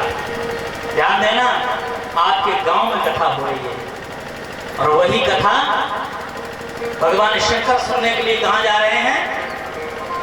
पांडिचेरी। भगवान शंकर चल पड़े। एक बार त्रेता युग माही, एक बार त्रेता युग माही, एक बार त्रेता युग माही, एक बार त्रेता युग माही। शंभु गए कुंभर ऋषिमाही, शंभु गए कुंभर ऋषिमाही। संग सदी जगत जननी भवानी, संग सदी जननी भवानी।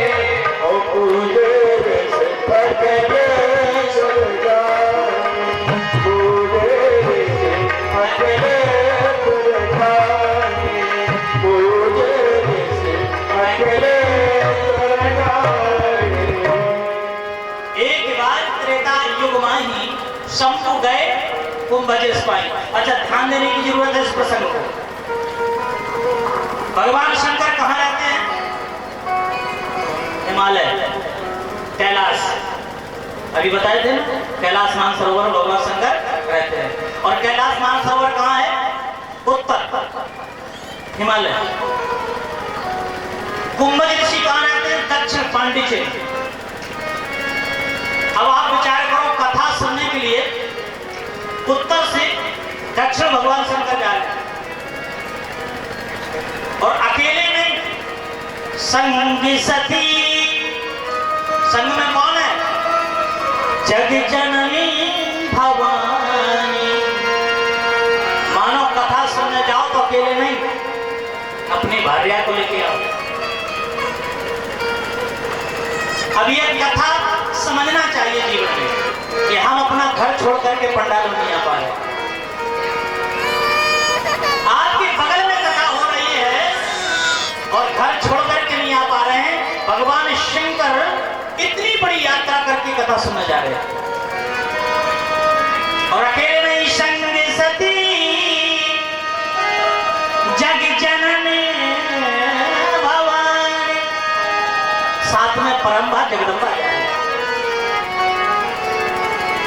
राम कथा मुनि बरज बखानी, सुनी ही महेश परम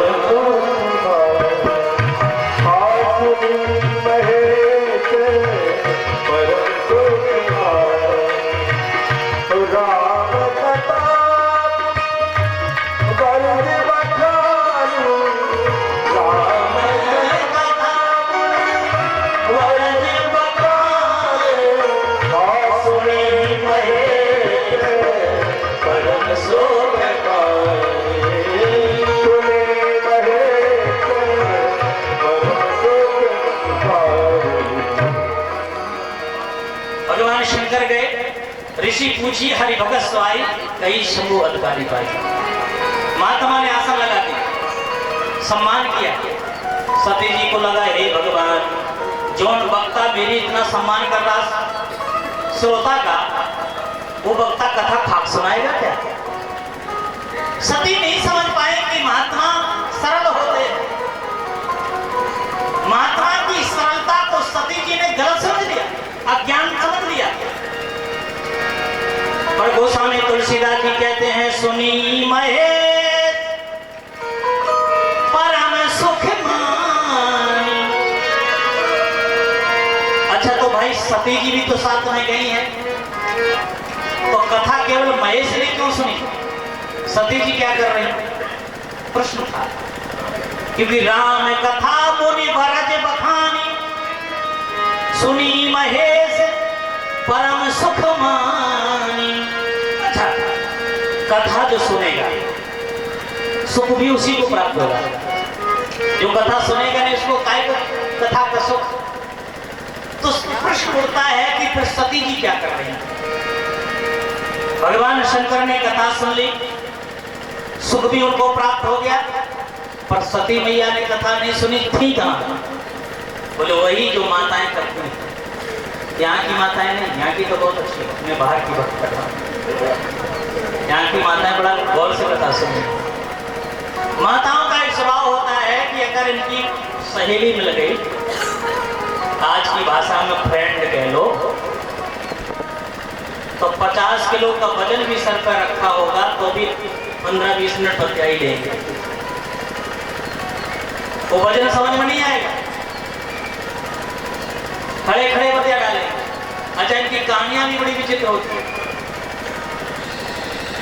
कोई शास्त्र पुराण की कथा नहीं होगी।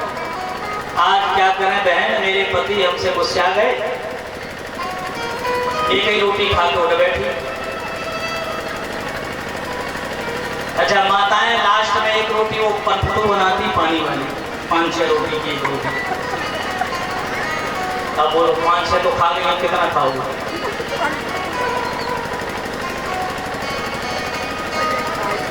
बोले सती जी भी ऋषि पत्नियों में बैठ के गपशप करने लगी, कथा नहीं सुनी।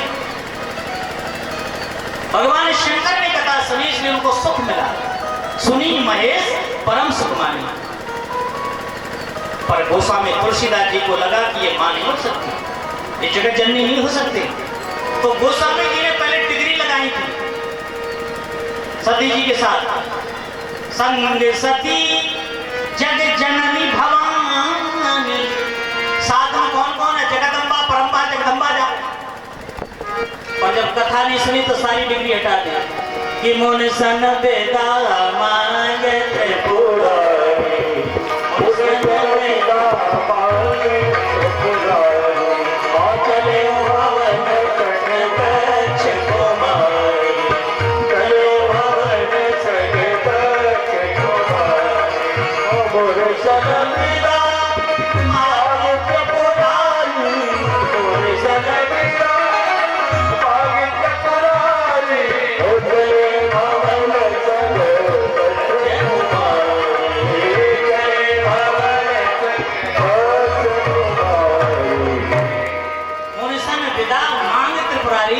तो चले भवन संग। कौन है संग में? दक्ष कुमारी। दक्ष कहते हैं चतुर को, यानी चतुर बाप की बेटी जा रही है।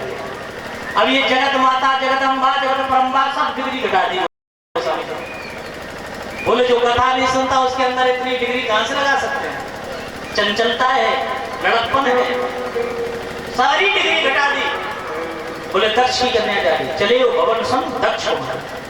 अच्छा, रास्ते में चले जा रहे थे, त्रेता युग था। राम जी की पत्नी का हरण हो गया, सीता जी का। राम जी रो रहे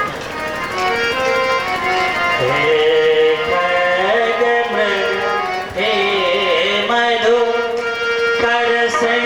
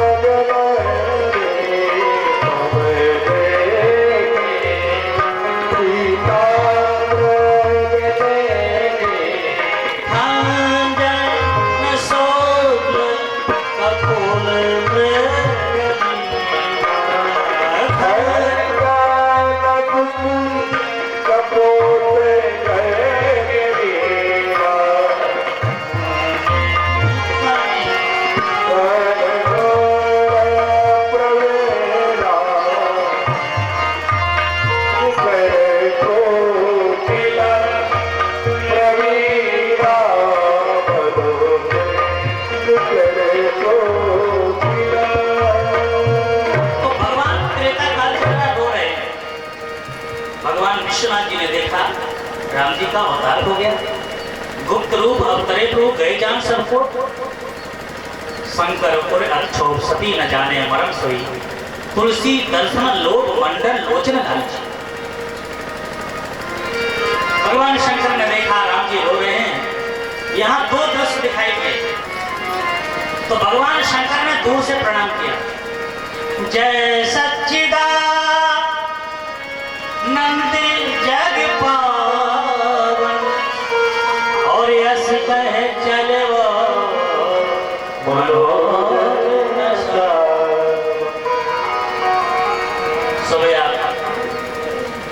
सच्चिदानंद रूप आए, कार्य सुन रहे थे श्रीमद् भागवत में।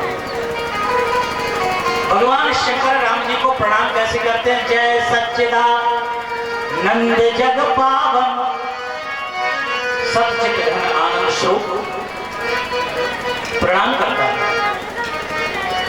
सती को मोह हो गया, क्यों? क्योंकि कथा नहीं सुनी। अगर सती ने कथा सुन ली होती तो सती को भी मोह नहीं होता। सती को लगा कि ये शंकर जगत बंधनी है, भगवान शंकर को जगत पूजता है, और वो राजकुमारों को प्रणाम कर रहा। जय सच्चिदानंद, ना इनका सत्य दिखाई दे रहा, ना आनंद दिखाई दे रहा, कुछ दिख ही नहीं रहा। रो रहे, बिलख रहे, कहां के इनके अंदर आनंद है? और उनको ये प्रणाम तीर्ण पुष्प है, कीन प्रणाम कह सच्चिदानंद प्रधान। सती ने कहा, महाराज आप प्रणाम कर रहे हैं राजकुमारों को?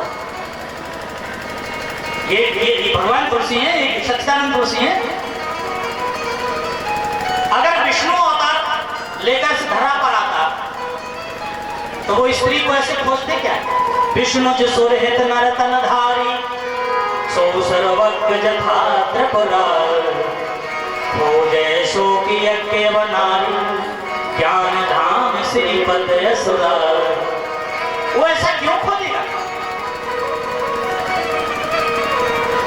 दूसरा, भगवान शंकर राम जी को देख करके हंस पड़े।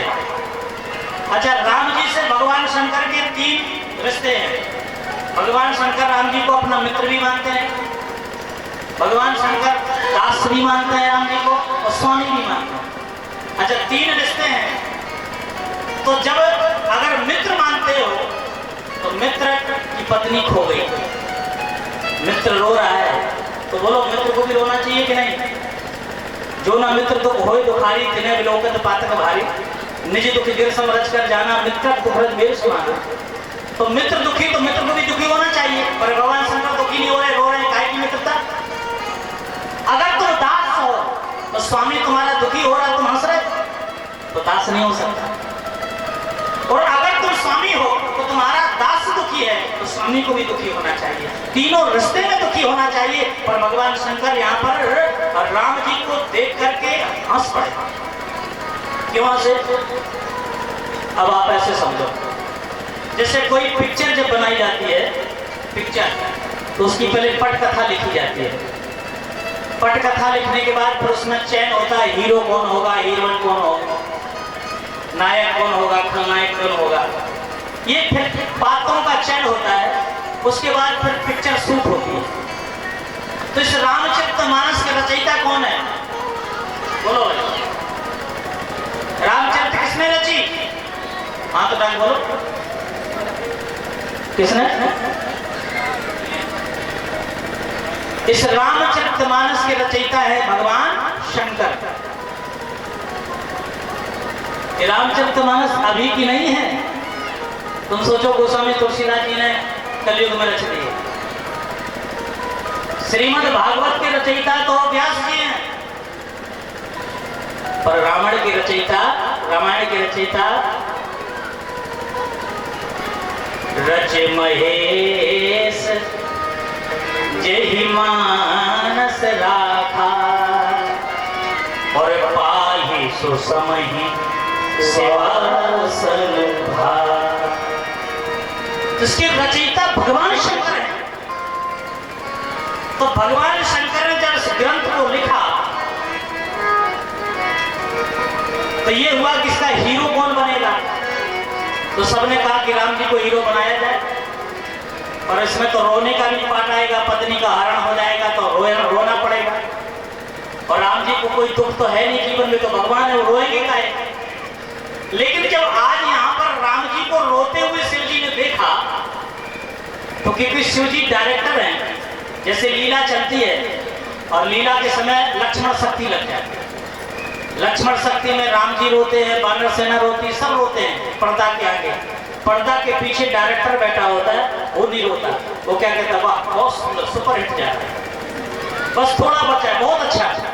उसी प्रकार से भगवान शंकर इस कथा के डायरेक्टर हैं। उन्होंने जब देखा राम जी को रोते हुए, तो भगवान शंकर हंस पड़े और बोले मेरी ये पिक्चर सुपर हिट हो गई।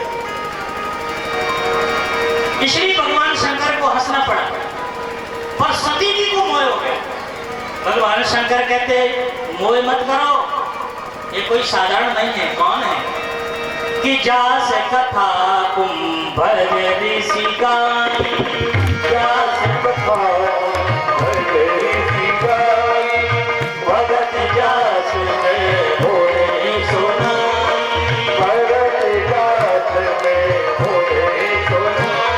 ओ सोई अमीश देव रघुबीरा, ओ सोई अमीश देव रघुबीरा, सयत जाय सदा मुनि धीरा, ओ सयत जाय सदा मुनि धीरा। ओ जागृत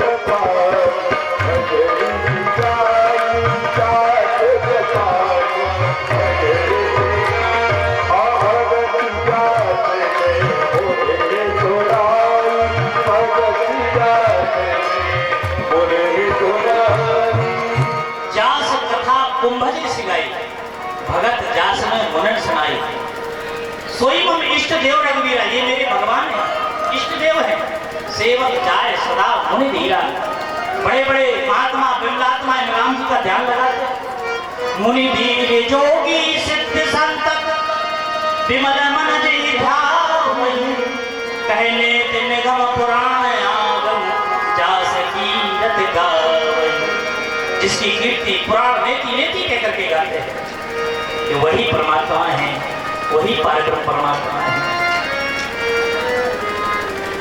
पर लागे ना और उपदेश जत भी कही से पार वो बोले बेहस महेश हरि माया बल जान। लाख समझाया। अब यह प्रसंग थोड़ा अपने जीवन उतारने का है। भगवान शंकर ने अपने पत्नी को कथा सुनाने के लिए ऋषि के पास ले गए, कथा नहीं सुनी। भगवान शंकर ने राम जी को प्रणाम किया, सती को भी प्रणाम करना चाहिए पर नहीं किया। भगवान शंकर सती के पति हैं। भगवान शंकर समझाते रह गए कि राम जी भगवान हैं, पर सती ने नहीं मानी, अपने पति की बात भी नहीं मानी।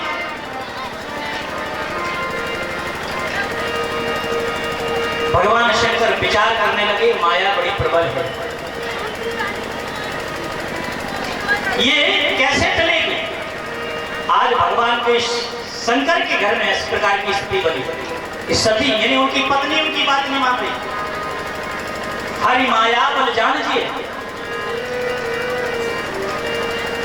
जबकि भगवान शंकर के लिए कहा गया कि भावई मेट सत्यंत्र प्राणी। भगवान शंकर भावई को मेट देते हैं, लेकिन भगवान के घर में जब भावई आई, हृदय विचारत जात हरि।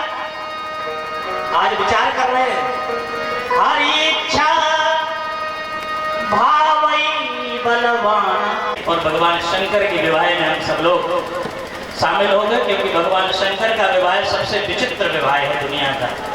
ऐसा विवाह आज तक संभव किसी का नहीं हुआ होगा।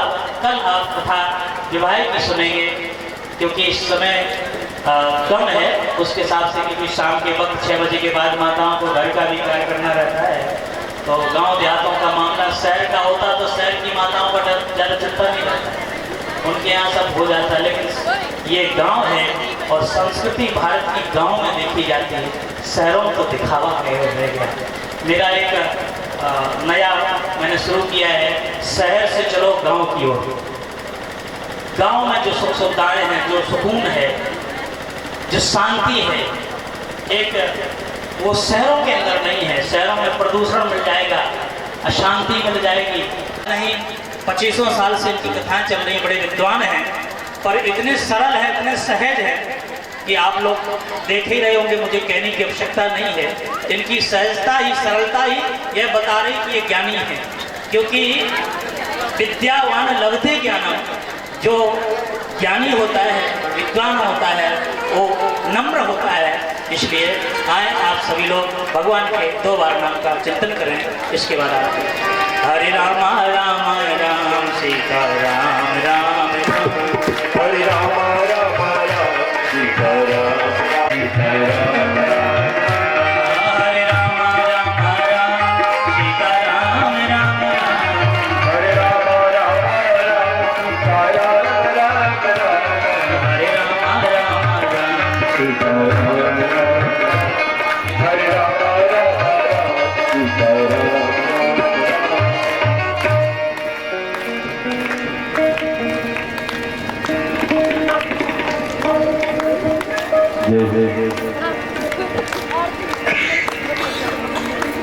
हेलो, बोलो यज्ञ भगवान की, श्री रामचरितमानस भगवान की, श्री हनुमान जी महाराज की। हाँ भाई, अभी आप लोगों ने बड़ी सुंदर रस्मी कथा का। आरती के पहले आप लोगों को एक सूचना बता दें कि सुबह 7 बजे से हमारे यज्ञ का कार्यक्रम होगा।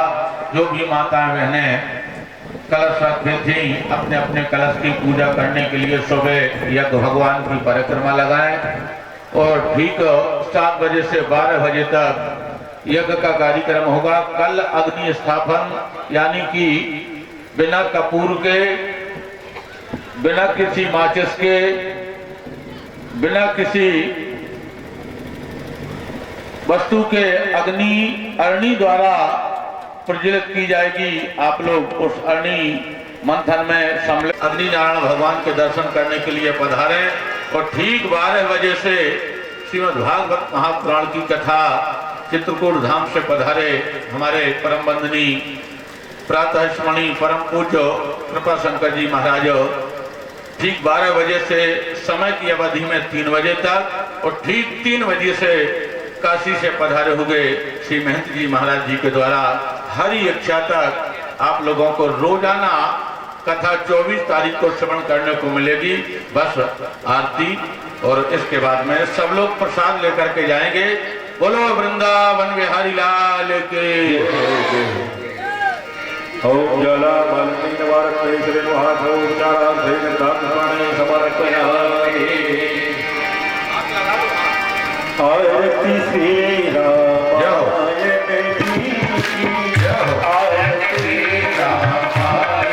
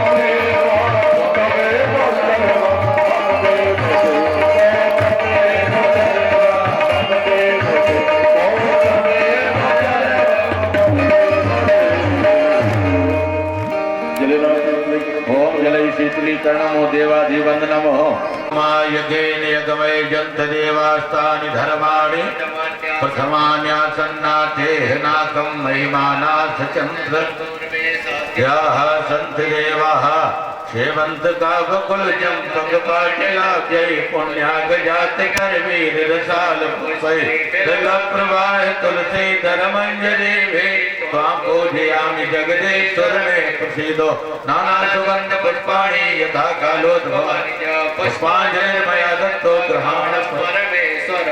बोलो यज्ञ नारायण भगवान की श्री संतोषी मैया की जय हो। सब लोग आरती प्रसाद लेकर के अपने गंतव्य को भगवान का नाम स्मरण करते हुए भगवत भजन करते हुए सीताराम कहते कहते अपने अपने घर को प्रस्थान